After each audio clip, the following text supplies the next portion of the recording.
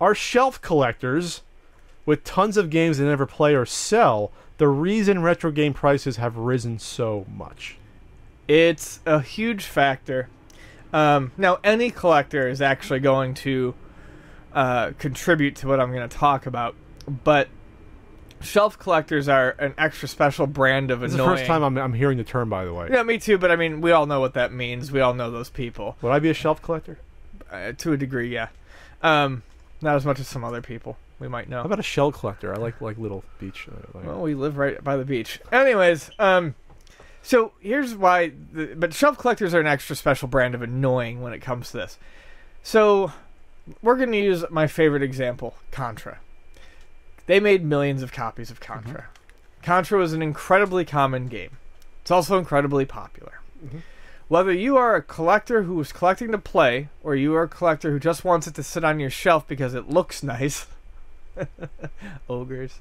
Anyways, how does a kid? So, but no, what happens is you're removing a popular game from the supply chain. And if you're a hardcore collector, like a shelf collector, or even like a hardcore playing collector, you're not going to put that game back into the supply chain because it's fucking Contra, and who doesn't love Contra? So what happens is the copies of Contra get scarcer and scarcer. I today got the first copy of Contra that we have seen at either store in 3 fucking months. 3.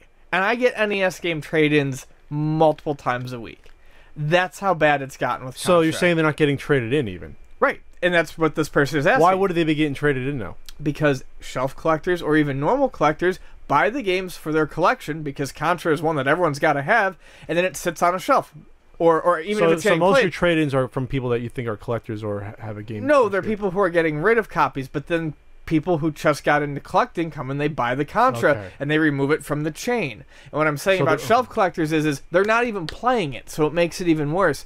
When someone comes in and buys it to play it, great, but these people who have just gotten into the hobby for looks, yeah, they're making it a lot harder for people who want to play the game to land themselves a copy at a reasonable price because they're just not out there as much as they used to be. Like I said, Contra should be, and it was at one point in time, like 8 years ago when I worked at Luna, a game that we had 5 or 6 copies of at all times and sold for $15 or $10. And now it sells for $30 to $35, and I see it once every 2 to 3 months. But how much of that is just versus the popularity of it and people just wanting to play it more too? Because but that's what I'm saying. Well, it doesn't matter either way. It doesn't. But this is what I'm going to say. Because while everyone should have a Contra because it's one of the best games on the NES, it's a 5-star game according to a certain book that's coming out, hopefully within 3-4 months.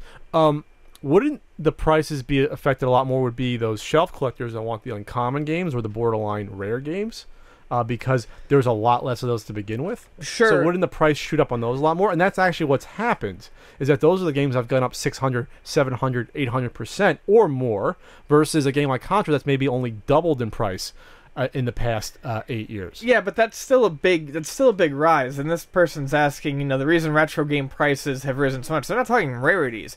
And like I said, at the shop, a lot of should be and are common games have jumped in price simply because they're not on the market. And like I said, that's going to happen even with someone who wants to buy it and play it.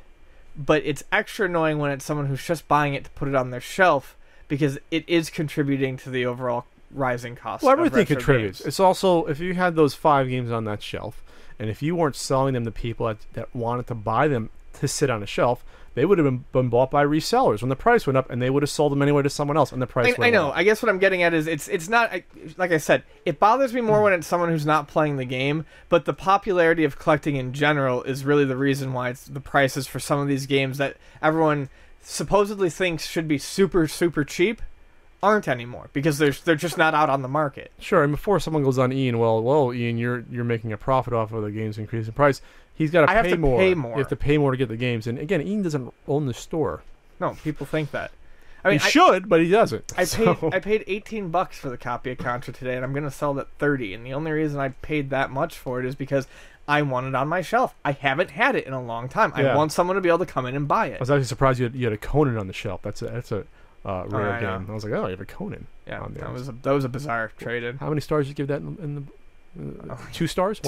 Two for effort. 2 for effort. 2 for you effort. You like it going, but the control scheme is so weird that the control scheme is a real turnoff on that one. Okay, so I am contributing, but then again, I bought most of these games before the price started going up, so I'm okay.